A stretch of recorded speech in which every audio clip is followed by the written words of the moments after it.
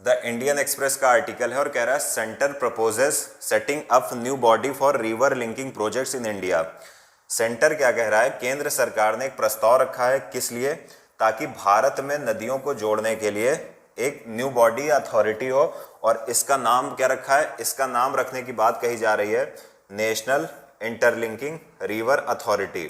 ये देखिए, इसका मतलब समझिए क्या है। केंद्र सरकार ने एक प्रस्ताव रखा है और प्रस्ताव क्या है कि भारत में नदियों को जोड़ने के लिए एक विशेष प्रकार की संस्था होनी चाहिए, अथॉरिटी होनी चाहिए। यही केंद्र सरकार का प्रस्ताव है और उसका नाम क्या होना चाहिए, नेशनल इंटरलिंकिंग रिवर अथॉरिटी, यानी नदियों को जोड़ने वाली एक अथॉरिटी, संस्था। अब हम समझेंगे इस पूरे कॉन्सेप्ट को। सबसे पहले देखिए, अगर हम इसकी बात करें कि सबसे पहले हमारे लिए ये जानना जरूरी है कि इंटरलिंकिंग ऑफ रिवर या रिवर इंटरलिंकिंग होता क्या है। ये हमारे मंत्री जी हैं, खैर हम राजनीति पे तो जाएंगे नहीं, तो हम समझ लेते हैं इंटरलिंकिंग ऑफ रिवर क्या है। देखिए, सबसे पहले ये समझिए कि ये इंटरलिंकिंग ऑफ रिवर कॉन्सेप्ट कोई नया नहीं है। इसका ओरिजिन बहुत पहले देखने को मिलता है और हम देखेंगे कि इसका ओरिजिन हमको ब्रिटिश राज में भी देखने को मिलता है। यानी ऐसा नहीं है ये कोई आज की विचारधारा है, ये हमको अंग्रेजों के समय पर भी ये विचारधारा दिखाई देती है। सबसे इंपॉर्टेंट यही है। अब अगर हम अंग्रेजों की बात करें तो अंग्रेजों के समय एक व्यक्ति होते थे, सर आर्थर कॉटन उनका नाम होता था, और उन्होंने भारत में, यानी सर आर्थर कॉटन नाम होता था, और उन्होंने भारत में सबसे पहले इंटरलिंकिंग ऑफ रिवर की बात की या नदी जोड़ों की बात की। इन्होंने दो नदियों को आपस में जोड़ने की बात की थी। एक तो हो गई आपकी गंगा और दूसरी थी कावेरी।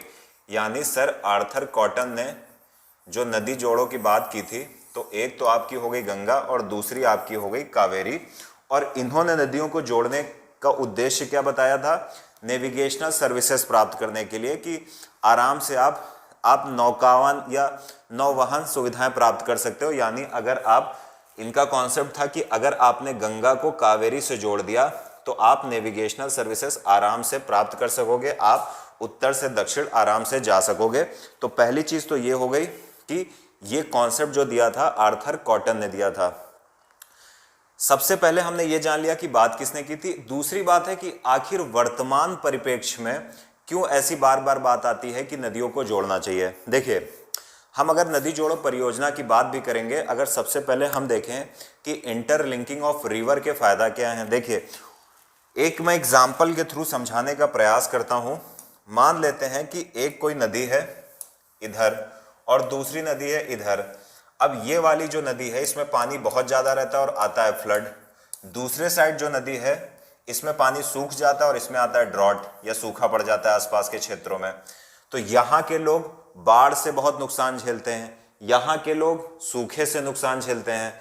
इसलिए अगर नदी को जोड़ दिया जाए, इस नदी को जोड़ दिया जाए, तो इसका जो सरप्लस वाटर है वो कमी वाले क्षेत्र की तरफ या डेफिसिट वाटर की तरफ चला जाएगा।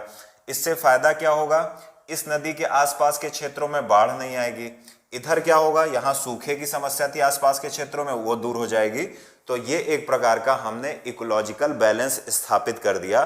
तो नदी जोड़ो परियोजना का मुख्य उद्देश्य क्या है कि जहां पर जल की आधिक्य है वहां से जल को जल के कमी वाले क्षेत्रों पर ले जाना, ताकि दोनों क्षेत्रों की उचित व्यवस्थाएं हो सके। जहां पर बाढ़ आती है वहां पर बाढ़ नहीं आएगी, जहां पर सूखा रहता है वहां पर सूखा नहीं रहेगा। पहला तो ये हो गया। दूसरी बात हमने ये समझ लिया कि अब हम बात कर लेते हैं स्कीम की, यानी national interlinking of reverse authority क्या है। जो अभी सरकार अथॉरिटी बनाने का प्रस्ताव रख रही है, ये क्या है। देखिए, ये स्कीम की अगर हम बात करें तो इस स्कीम में सबसे इंपॉर्टेंट चीज ये है कि ये एक प्रकार की अम्ब्रेला स्कीम है। अम्ब्रेला स्कीम का मतलब, या अम्ब्रेला आप समझ लो, अम्ब्रेला स्कीम भी इसको बोल सकते हो या अम्ब्रेला अथॉरिटी भी बोल सकते हो। देश के अंदर यानी पूरे भारत के अंदर नदियों को जोड़ने वाली जितनी भी स्कीम्स चल रही हैं उसका देख रेख, उसकी प्लानिंग, उसकी जो भी फाइनेंसिंग होगी वो अब इसके द्वारा यानी national interlinking of river authority के द्वारा की जाएगी। तो ये सबसे पहले समझ लीजिए कि ये एक प्रकार की अम्ब्रेला बॉडी है।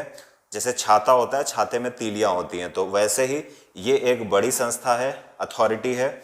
इसके नीचे जितनी भी देश में छोटी से लेकर बड़ी नदियों को जोड़ने की जो स्कीम चल रही है, उसकी देखरेख, उसकी प्लानिंग, उसका वित्त पोषण अब NIRA या नीरा द्वारा किया जाएगा। पहली चीज है, इसको हेड कौन करेगा, इसका प्रमुख कौन होगा?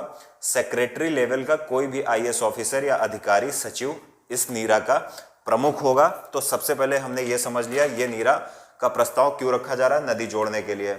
अब हमको पता है कि भारत में पहले नेशनल वाटर डेवलपमेंट अथॉरिटी है, ये एजेंसी बोलते हैं शायद उसको, नेशनल वाटर डेवलपमेंट एजेंसी।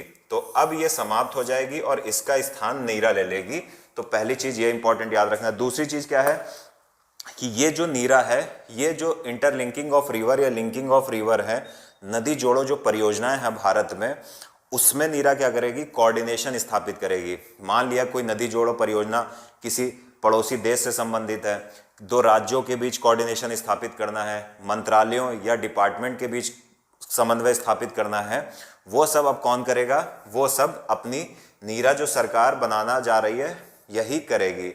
उसके बाद सबसे इंपॉर्टेंट बात आती है कि क्या ये फंड कहां से लाएगी? तो कहा जा रहा है कि इसको पर्याप्त शक्ति दी जाएगी ताकि ये फंड की व्यवस्था कर सके या फंड रेज कर सके।